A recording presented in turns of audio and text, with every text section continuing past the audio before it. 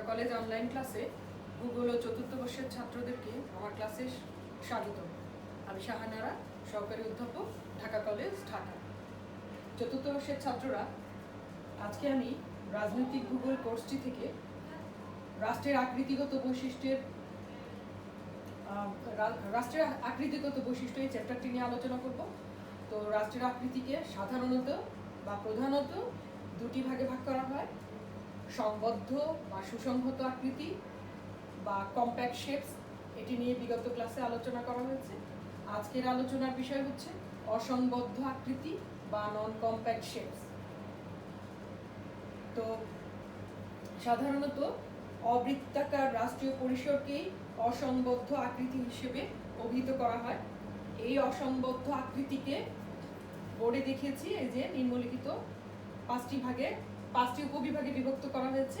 প্রথমত দীর্ঘায়িত বা লম্বাকৃতি, দ্বিতীয়ত হচ্ছে অভিক্ষেপিত আকৃতি, তৃতীয়ত হচ্ছে বিক্ষিপ্ত বা খণ্ডরূপ, চতুর্থ হচ্ছে ছিদ্রায়িত আকৃতি এবং পঞ্চমত হচ্ছে যৌগিক আকৃতি।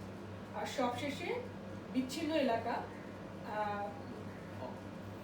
সাধারণত পৃথিবীর অনেক দেশেই এরকম বিচ্ছিন্ন এলাকা থাকে। এই বিচ্ছিন্ন এলাকাকে ভারত এবং বাংলাদেশের ছিটমহল নামে অভিহিত করা হয়েছে। এটি নিয়ে সবশেষে আলোচনা করব। তো এখন আমরা আলোচনায় চলে যাই দীর্ঘায়িত বা লম্বাকৃতি রাষ্ট্র। সাধারণত প্রস্থের তুলনায় দৈর্ঘ্যে যদি অধিকতর দৈর্ঘ্য বিশিষ্ট রাষ্ট্রকে দীর্ঘায়িত বা লম্বাকৃতি রাষ্ট্র হিসেবে গণ্য করা হয়। কোন রাষ্ট্র দীর্ঘায়িত কিনা তা নির্ধারণে রাষ্ট্রের দৈর্ঘ্য ও প্রস্থের মধ্যে সাধারণভাবে প্রযোজ্য কোনো অনুপাত নেই। তবে এটি নির্ধারণের জন্য প্রস্থ ও দৈর্ঘ্যের অনুপাত নির্ধারণ করা আবশ্যক। আর এজন্যই চিলি রাষ্ট্রের দৈর্ঘ্য ও প্রস্থের তারতম্যকে ভিত্তি হিসাবে ধরে ডি ব্রিজ 1967 সালে উল্লেখ করেন যে দীর্ঘায়িত রাষ্ট্রের গড় প্রস্থের অনুপাতে দৈর্ঘ্য অবশ্যই 6 গুণ বেশি হতে হবে। অর্থাৎ দীর্ঘায়িত রাষ্ট্র হতে হলে ডি ব্রিজের মতে ওই রাষ্ট্রের প্রস্থের চেয়ে দৈর্ঘ্যকে 6 গুণ বেশি হতে হবে। Chile, Mexico, Norway, Sweden, Italy, Togo, Gambia, Laos, Vietnam প্রভৃতি রাষ্ট্র হচ্ছে দীর্ঘায়িত রাষ্ট্রের উদাহরণ। আর এই দীর্ঘায়িত রাষ্ট্রের সুবিধার চেয়ে অসুবিধার পরিমাণই বেশি। এক্ষেত্রে চিলির উদাহরণ দিয়ে বলি যে চিলির দৈর্ঘ্য হচ্ছে 4184.40 কিলোমিটার এবং প্রস্থ মাত্র 160.90 কিলোমিটার। এদেশে রেলপথ ও লম্বালম্বি কোনো সড়কপথ নেই এবং নরওয়েতেও সব ঋতুতে চলাচলের উপযোগী পাকা রাস্তা থাকলেও রেলপথ নেই। তো আমরা জানি যে রেলপথ হচ্ছে সাধারণত যোগাযোগের ক্ষেত্রে একটি সস্তা বা কম মূল্যের পরিবহন মাধ্যম।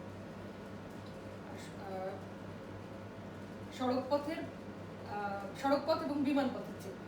তো এই উভয় দেশই অনিশ্চিত উপকূলীয় জাহাজের উপর নির্ভরশীল। এখানে আরো একটু বলি, সাধারণত কোনো দেশের অভ্যন্তরীণ বাণিজ্য রেলপথেই বেশি হয়ে থাকে। রেলপথটা সস্তা পরিবহন মাধ্যম হিসেবে রেলপথে হয়ে থাকে। আর যে দেশে অনেক নদী, যেমন বাংলাদেশের মতো দেশ, নদী, খালবিল, যেসব দেশে বেশি থাকে, সেই সব দেশে আবার নদীপথটা বেশি সস্তা একটা মাধ্যম, পরিবহনের মাধ্যম। তো অভ্যন্তরীণ বাণিজ্য এই দুটি মাধ্যমের উপর বা এই দুটি পরিবহন পথের উপর অনেক বেশি নির্ভরশীল। তো এই উভয় দেশই অনিশ্চিত উপকূলীয় জাহাজের উপর নির্ভরশীল। আর এ ধরনের রাষ্ট্রগুলোতে দীর্ঘ আকৃতির পরিবহন ব্যবস্থার প্রয়োজনীয়তা রয়েছে, কিন্তু এর জন্য প্রচুর অর্থের প্রয়োজন। আর সব রাষ্ট্রের ক্ষেত্রে এত অর্থ ব্যয় করাও সম্ভবপর হয়। তো এরূপ রাষ্ট্রের প্রত্যন্ত অঞ্চলে যার কারণে এই ধরনের রাষ্ট্রের প্রত্যন্ত অঞ্চলে প্রশাসনিক অসুবিধা হয় এবং এলাকা ভেদে সাংস্কৃতিক মানে বিভিন্নতারও সৃষ্টি হয় এবং এই সাংস্কৃতিক ভিন্নতা অনেক সময় বিচ্ছিন্নতাবাদেরও কিন্তু জন্ম। এরপরে চলে যাই আমরা স্ফীত ও অভিক্ষেপিত বা উদ্গত আকৃতি। যে সমস্ত রাষ্ট্রের কোনো সংকীর্ণ অংশ স্ফীত হয়ে মূল ভূখণ্ড থেকে একদিকে উদ্গত বা অভিক্ষিপ্ত অবস্থায় থাকে সেগুলোকে স্ফীত ও অভিক্ষেপিত বা উদ্গত আকৃতির রাষ্ট্র হিসেবে অভিহিত করা হয়। সাধারণত এ ধরনের রাষ্ট্রের একটি বা দুটি স্ফীত অংশ থেকে কোনো অংশ পৃষ্ঠতাপ্রাপ্ত হয়ে রৈখিক আকারে সম্প্রসারিত হয়ে থাকে। রাষ্ট্রাংশের একদিকে বিস্তৃত বা অভিক্ষেপ সমুদ্রবক্ষে উপদ্বীপের মতো অথবা অন্য রাষ্ট্রের মধ্যে অনুপ্রবেশিত সংকীর্ণ যাতায়াত পথের আকৃতি ধারণ করে। তো এ ধরনের রাষ্ট্রের কেন্দ্রীয় অংশ থেকে দূরত্ব বৃদ্ধির কারণে ওই সরু উদ্গত বা সম্প্রসারিত অংশ প্রশাসনিক জটিলতা সৃষ্টি করে। আবার কোনো কোনো ক্ষেত্রে কৌশলগত বা অর্থনৈতিকভাবে অংশটি বিশেষ গুরুত্বপূর্ণ হতে পারে। এক্ষেত্রে উদাহরণ দেওয়া যেতে পারে নামিবিয়ার ক্যাপ্রিভি অঞ্চল, নেদারল্যান্ডের দক্ষিণ লিম্বার্গ অঞ্চল, আফগানিস্তানের ওয়াখান অঞ্চল, মায়ানমার ও থাইল্যান্ডের দক্ষিণাঞ্চল রাষ্ট্রীয় অভিক্ষেপ বা উদ্গত আকৃতির যথার্থ উদাহরণ। আচ্ছা, থাইল্যান্ডের রাজধানী ব্যাংকক থেকে মালয় উপদ্বীপ পর্যন্ত সম্প্রসারিত হয়ে দক্ষিণাঞ্চলে প্রায় 1010 কিলোমিটার পর্যন্ত দীর্ঘ এবং কোন স্থানে এটি 32 কিলোমিটারের কম প্রশস্ত।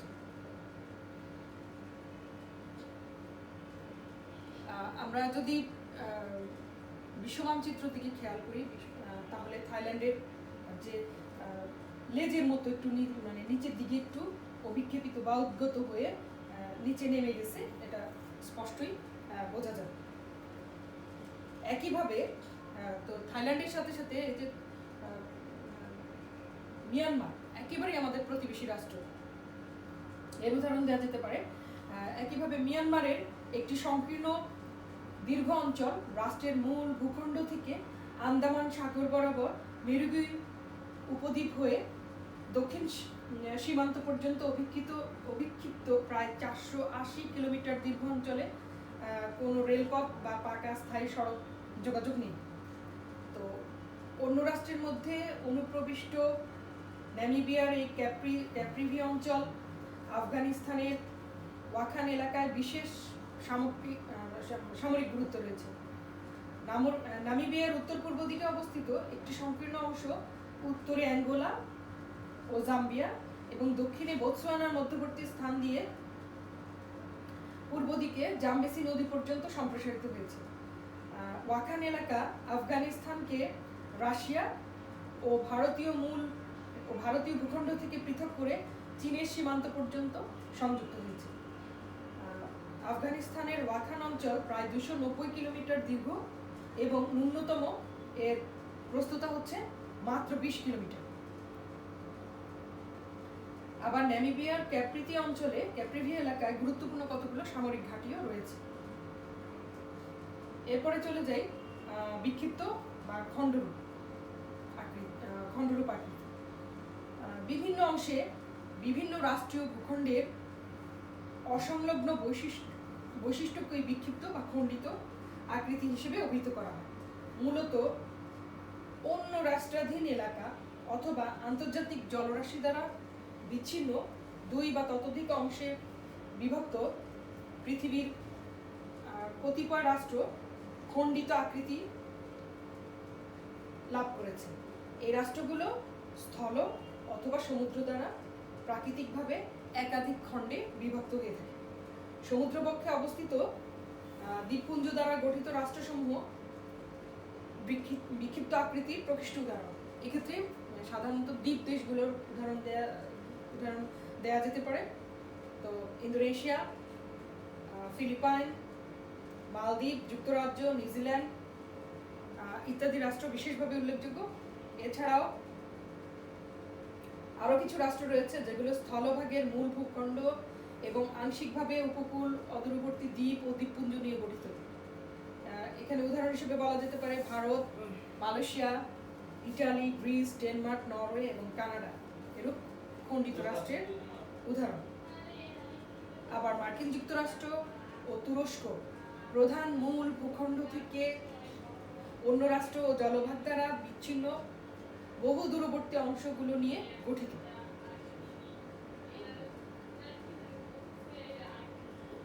উল্লেখিত তিনটি খণ্ডিত আকৃতিকে ভলগেনবার্গ 1963 সালে এদেরকে যথাক্রমে বিচ্ছিন্ন, খণ্ড বিখণ্ড এবং ভগ্ন নামে অভিহিত করেছেন।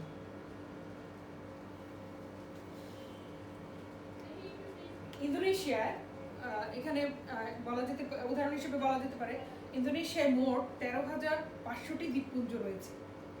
এগুলো পূর্ব পশ্চিমে প্রায় 5,200 কিলোমিটার ব্যাপী বিস্তৃত। আর ইন্দোনেশিয়ার প্রধান দ্বীপগুলো হচ্ছে সুমাত্রা, জাভা, মাদুরা, বর্নিও, সেলিবেস, বালি, তিমুর, মালুকো প্রভৃতি। প্রায় 7,100টি দ্বীপপুঞ্জ নিয়ে ফিলিপাইন রাষ্ট্র গঠিত। দ্বীপমালার বিস্তৃতি উত্তর দক্ষিণে প্রায় 1,800 কিলোমিটার। আর দেশের মোট জনসংখ্যার প্রায় 95% মাত্র 11টি প্রধান দ্বীপে বসবাস করে। আচ্ছা, এই খণ্ডিত রাষ্ট্রগুলো সাধারণ আকৃতি বিশিষ্ট না হওয়ায় এগুলোর অবস্থান অসুবিধাজনক। রাজনৈতিকভাবে অস্তিত্ব বজায় রেখে স্বাধীন ও সুষ্ঠুভাবে রাষ্ট্রীয় কার্যাদি করার জন্য রাষ্ট্রের বাধাহীন সংলগ্ন এলাকা থাকা আবশ্যক। অর্থাৎ এই যে রাষ্ট্রের খণ্ড খণ্ড অংশগুলোর মধ্যে হয় জলরাশি থাকে অথবা অন্য রাষ্ট্রের অবস্থান থাকে, এটি সাধারণত রাষ্ট্রের যে রাজনৈতিক অস্তিত্ব টিকিয়ে রাখার জন্য একটু হুমকি স্বরূপ। তো রাষ্ট্রাধীন এলাকা খণ্ডিত আকৃতির হলে রাষ্ট্রের দু ধরনের সমস্যা হতে পারে। প্রথমত, অসম্ভব না হলেও সমুদ্রবক্ষে অবস্থিত দ্বীপ রাষ্ট্রের বিচ্ছিন্ন অংশগুলোর মধ্যে যোগাযোগের অসুবিধা হয়। অন্যদিকে স্থলভাগে মূল ভূখণ্ড এবং গভীর সমুদ্রে অবস্থিত দ্বীপ ও দ্বীপপুঞ্জ নিয়ে গঠিত খণ্ডিত রাষ্ট্রের মূল ভূভাগ ও দ্বীপ ও দ্বীপপুঞ্জগুলোর মধ্যে যোগাযোগ স্থাপন করা খুব সহজ হয় না। দ্বিতীয়ত, বিচ্ছিন্ন অংশগুলোতে বসবাসরত জনগণের সাংস্কৃতিক বৈসাদৃশ্যতার জন্য বিভিন্ন অংশের মধ্যে অখণ্ডতার অনুভূতি হ্রাস পেয়ে এখানেও বিচ্ছিন্নতাবাদের জন্ম হতে পারে বা বিচ্ছিন্নতাবাদের সৃষ্টি হতে পারে। এরপরে আমরা চলে যাই ছিদ্রায়িত বা ছিদ্র সম্বলিত আকৃতি। কোন রাষ্ট্রের অভ্যন্তরে অন্য রাষ্ট্রের অবস্থানজনিত আকৃতিকে ছিদ্রায়িত আকৃতি বলা হয়। এক্ষেত্রে একটি সার্বভৌম রাষ্ট্রাধীন এলাকার মধ্যে এক বা একাধিক সার্বভৌম রাষ্ট্রের অবস্থান থাকলে অথবা রাষ্ট্রের কোনো অংশ পার্শ্ববর্তী রাষ্ট্র দ্বারা পরিবেষ্টিত বা প্রায় পরিবেষ্টিত হলে ওই মূল রাষ্ট্রের আকৃতিকে ছিদ্রায়িত আকৃতি বলা হয়। এরূপ অবস্থানের প্রেক্ষিতে যে রাষ্ট্র অন্য রাষ্ট্র দ্বারা পরিবেষ্টিত থাকে তাকে ছিদ্রকারক রাষ্ট্র বলা হয়। দক্ষিণ আফ্রিকা ও ইটালি এই ছিদ্রায়িত রাষ্ট্রের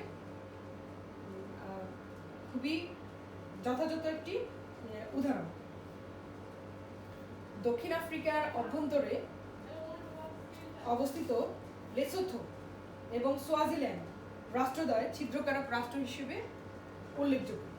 লেসোথোর আয়তন প্রায় 30,340 বর্গ কিলোমিটার এবং লোক সংখ্যা প্রায় 19 লক্ষ।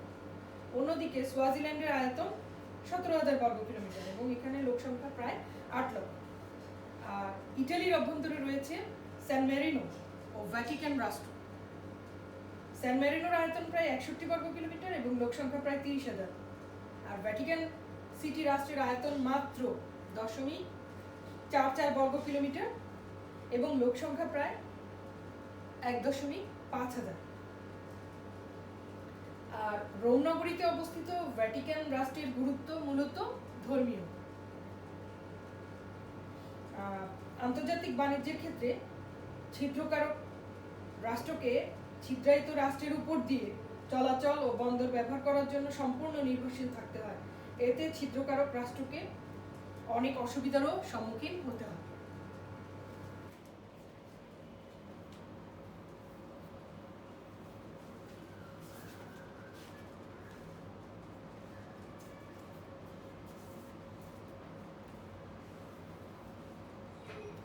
এবার আলোচনায় আসা যায় যৌগিক আকৃতি বা কম্পাউন্ড শেপ।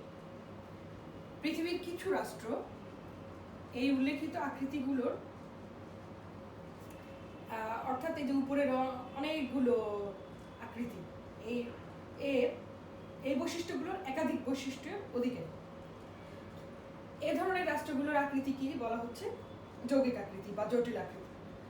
উদাহরণ হিসেবে বলা যায় মহাদেশীয় অবস্থানের মার্কিন যুক্তরাষ্ট্র মূলত সংবদ্ধ আকৃতির হলেও এর খণ্ডিত ও বিচ্ছিন্ন বৈশিষ্ট্য রয়েছে, কেননা যুক্তরাষ্ট্রের একটি বৃহৎ অংশ আলাস্কাকে কানাডার রাষ্ট্রীয় এলাকাকে খণ্ডিত করেছে এবং হাওয়াই দ্বীপপুঞ্জ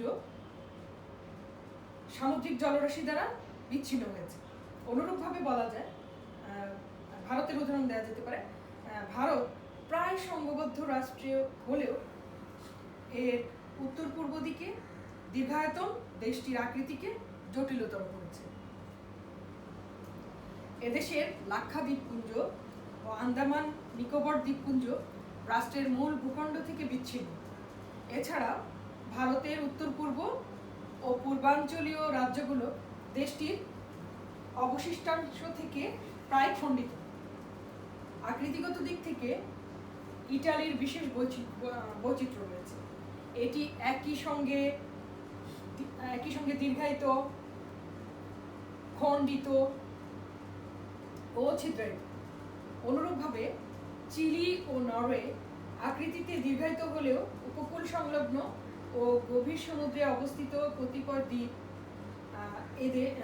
দ্বীপ এদেশ দুটির অন্তর্ভুক্ত থাকায় উভয় রাষ্ট্রই খণ্ডিত ও বিচ্ছিন্ন আকৃতি বিশিষ্ট।